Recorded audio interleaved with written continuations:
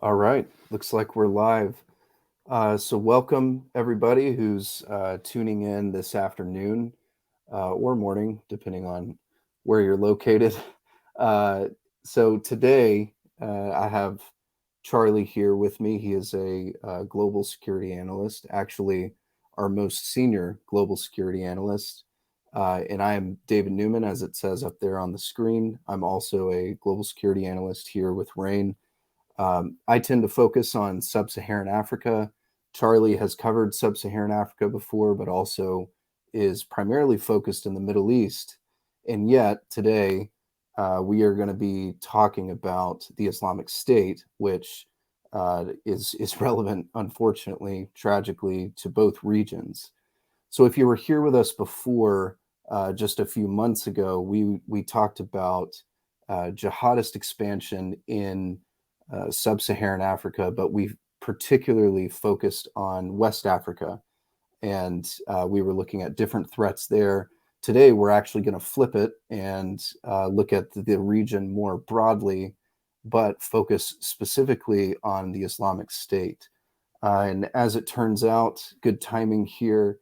Charlie actually just published a piece on the trajectory of the Islamic State in sub Saharan Africa. And so, with that, I'm going to turn it over to you, Charlie. If you could just tell us about your analysis, what kind of trends you identified, what you think is important moving forward as we sort of assess the Islamic State's presence and also its kind of future trajectory in sub Saharan Africa.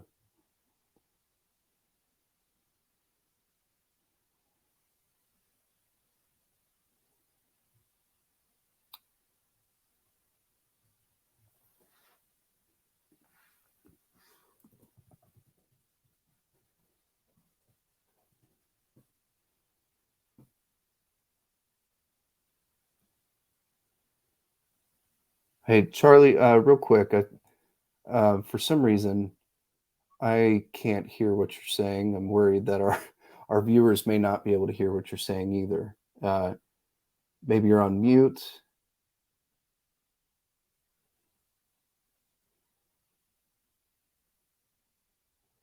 Sorry, everybody. Just give us 1 second. This is one of those. Can you hear me now?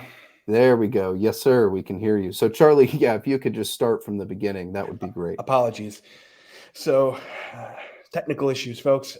With Islamic State in Africa, as of right now, the present threat is a series of diverse militant groups that are all linked to Islamic State by a common oath of allegiance. But they don't necessarily, and they pose acute regional threats, but they don't necessarily pose larger um, uh, either across larger broad threats or larger global threats, and that's kind of where we're at right now. Islamic State attacks in the region spiked in 2020, I believe, and we've seen about 3,000 attacks from 2020 to the present. But as I need to really drill down here right now, Islamic State is a problem in far as its affiliates are concerned. There are affiliates across the sub-Saharan Africa region, but they don't appear to be coordinated that much amongst each other, or there doesn't appear to be a common Islamic State sub-Saharan Africa, for want of a better term, in terms of a broad regional threat. So we have Islamic State West Africa Province, which is probably one of the largest Islamic State affiliates in the region. We also have the Allied Democratic Forces in Uganda, which um, are part of Islamic State Central Africa Province, or Which I and would then say, just real quick, are the ADF, maybe originally in Uganda, but at least right now more yep, active and operating in Eastern Democratic Republic of Congo. yep, yep. But yeah, continue. Um, and then also we obviously also have Islamic State Mozambique, which a lot of people in the oil and gas sector have been following for a significant period of time, as well as Islamic State Greater Sahel or Greater Sahara, which is operating more in the Mali, Burkina Faso space. Um, And that's kind of where the situation is right now. What we've seen over the last couple of months that is somewhat of a worrying, somewhat of a concerning trend, I should say, rather, is Islamic State core is really starting to trumpet and really starting to focus more of its propaganda efforts on its sub-Saharan African affiliates. A large extent of that propaganda is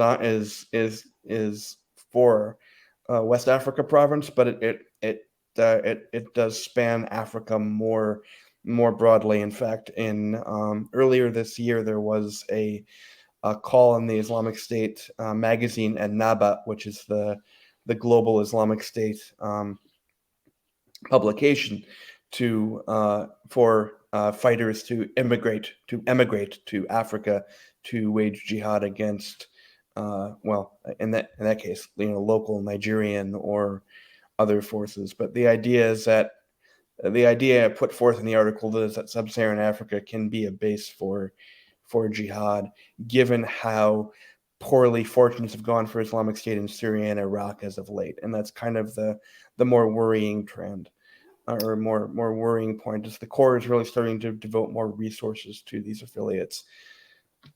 Yeah, that's interesting, from what I understand, what you're laying out here is we have these various affiliates.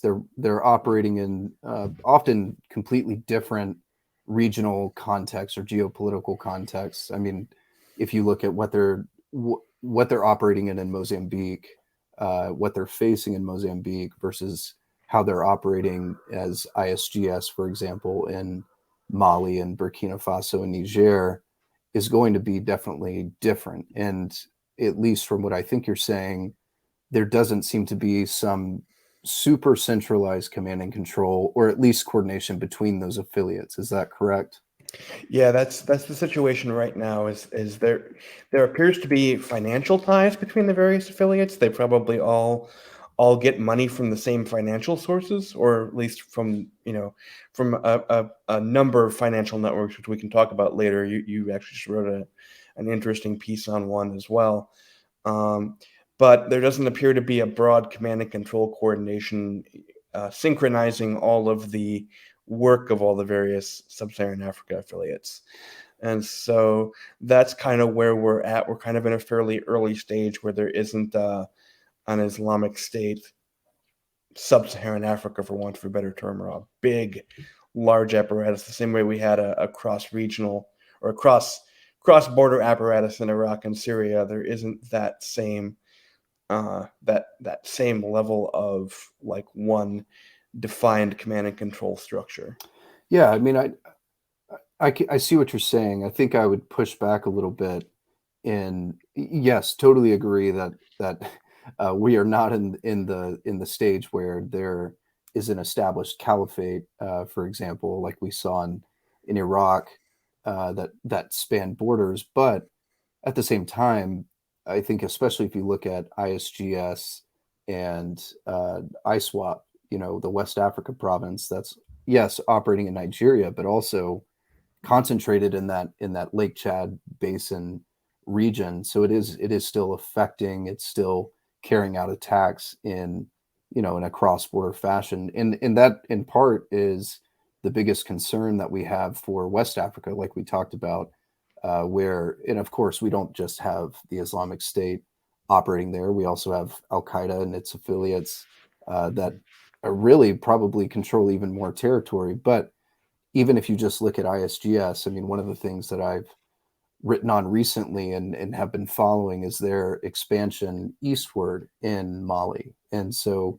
of course, they've been in that tri-border region in that pocket for a while now, but it definitely has cross-border implications. It doesn't mean they're establishing a caliphate. I definitely grant you that, but it is sort of on a much more smaller scale, still something that is raising those concerns about what kind of territory can they capture, what kind of territory can they hold.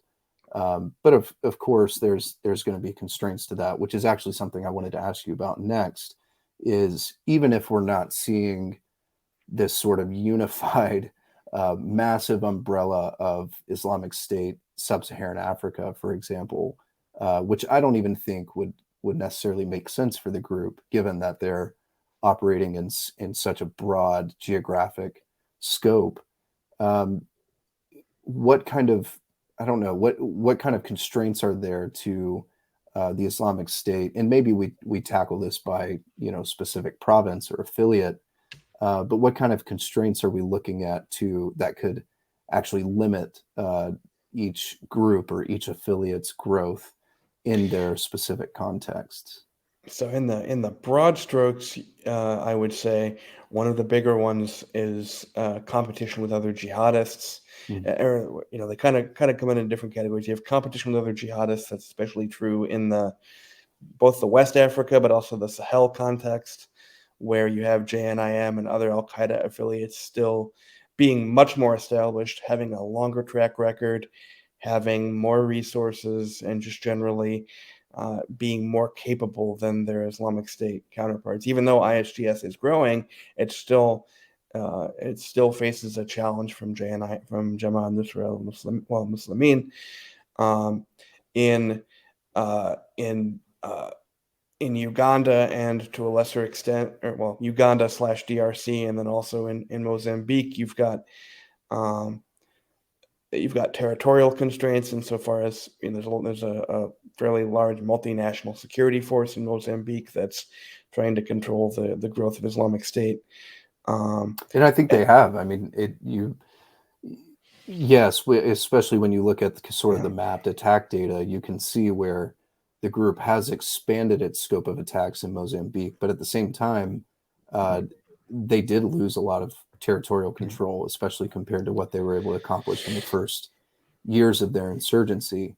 And I think that brings up a good point. Is it sort of brings up how we talk about growth, and uh, mhm, obviously, I think it's unrealistic to project that uh, the Islamic State establishes some caliphate in Nigeria, for example, and overthrows the government, because I think the biggest constraint there, of course, is mhm, the Nigerian military. yeah, They're launching this slew of offensives in the Northeast where the group is based.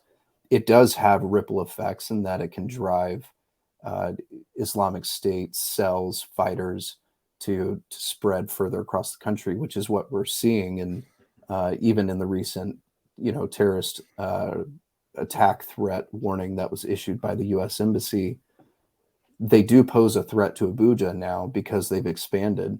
yeah, Uh, does that necessarily mean they're strengthening? Does it mean they're consolidating? Does it mean they're holding territory? Not necessarily, but that also doesn't mean that the threat has been lowered because of that. In fact, as we're seeing in Nigeria, that can yeah. also elevate the threat to the capital areas that are more populous, that have more of a tourist or foreigner or foreign business location. So I just think that's an interesting way to look at it. Yeah, no, that's certainly true. But I do think going forward, especially given where we're at right now, the worrying things that we're going to look at, given the tenor of Islamic State core and how they're approaching sub-Saharan Africa, I still think that a key indicators going forward will be the development of those either centralized command and control networks or regionalized command and control networks where maybe you have we already have the ADF using the Central Africa province Mhm. motto, for example, and then you have the maybe maybe down the road. I'm not saying this is likely, but down the road we could see a merger of GS and ISWAP. Maybe not GS and ISWAP, but see as an example, but see mergers of various networks to make their resources, to uh, pool their resources better and pool strategy more and just make for a larger threat.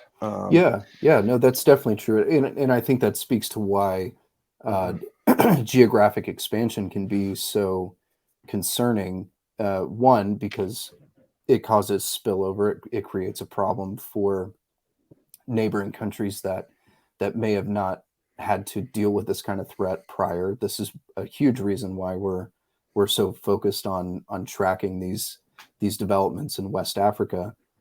And I mean, as you point out, even if it's not likely now, uh, if you look at the map, it very well could turn into a situation where ISGS is able to sort of create this corridor from that tri-border region in Mali, Niger, Burkina Faso into Benin, into that northwestern part of Nigeria.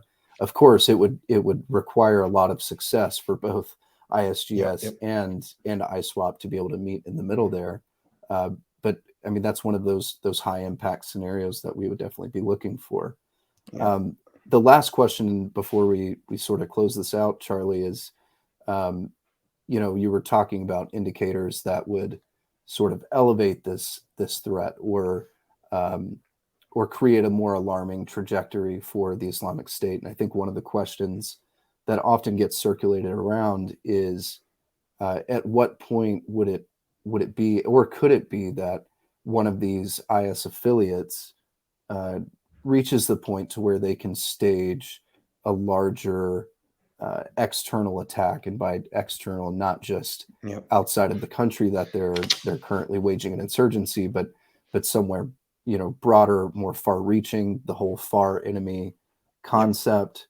Uh, Even if that's still at a low likelihood, what would be the indicators that we would be sort of looking for that would start to ring the early alarm bells in that scenario?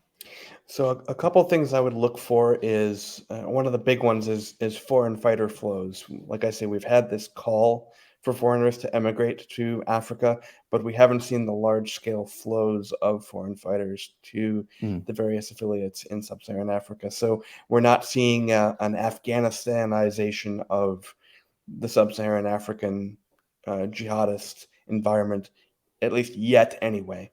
And so a large number of foreign fighters going in that provides them an opportunity to, um, to, at a minimum, it provides them an opportunity to to gain battlefield skills. If we're talking about foreign jihadists coming from, perhaps uh, West African communities, let's say, for example, in France or mm, other immigrant communities in the West. The other thing is if they flee from Syria and Iraq to sub-Saharan Africa in an effort to escape U.S. pressure, mm. that's another that would give the West African groups more capability because they would have that experience and that institutional knowledge that the Syrian jihadists and the Iraqi jihadists built up over the years. Sure. I think it's a fairly low likelihood scenario that we'll see that. That being said, I think as Iraq and Syria become less permissive environments, jihadists will seek to go somewhere Hmm. to try and escape counterterrorism pressure. Yeah, So, that and, I, makes and I, sense. I think sub-Saharan Africa, especially West Africa and the Sahel, and I probably would give more weight to the Sahel given the likelihood of cultural connections, from the Maghreb that could be more easily they can more easily fit in there. But again, that would this is down the road. I would also point to the development of training infrastructure. So as I recall, there was a satellite image of JNIM, and they have an estimated, I believe it's 20 either training or other camps Mm, in Mali that ISGS simply lacks. And so building up that training and indoctrination infrastructure would be another indicator of at least the ability, a greater ability to pose a worldwide threat, uh, if not to actually to do it.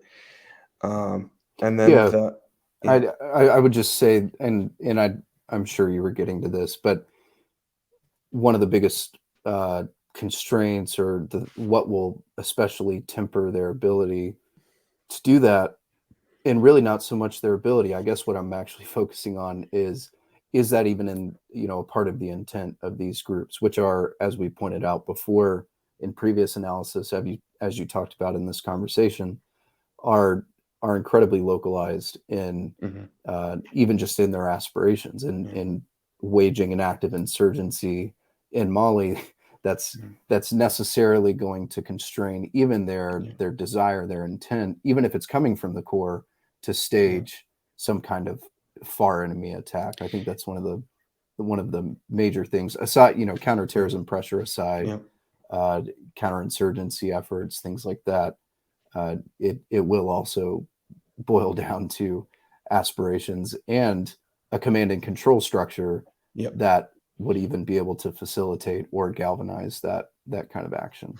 Indeed, and I would also add the strength of these groups is comes a lot from their localization.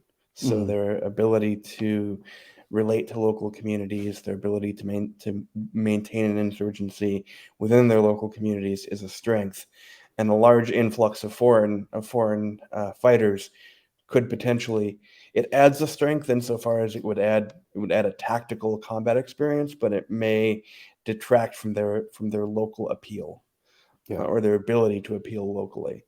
right. And so there is a question of, do they have the ability to integrate those foreigners the way that, certainly the way that the Afghan jihad, the Arab Afghans kind of integrated more effectively in the Afghan jihad instance than I think.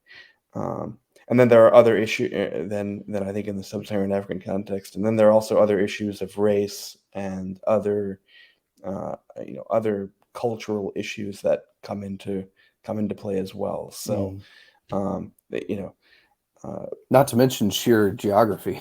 I yeah, mean, not to mention it's a geography difference itself. in making the trip to Yeah, yeah, Afghanistan versus Ghana. So, yeah, true. um, yeah. So with that, we're, of course, as is typical of Charlie and me, we're well over time. So we're going to go ahead and close out this conversation. But thank you so much, anyone and everyone who tuned in to this. Of course, as you can see in the blurb, you can learn more about RANE's geopolitical intelligence analysis and solutions at ranenetwork.com. And please join us in the future as we continue to wrestle with these topics. Thank you very much. Everybody, have a great day.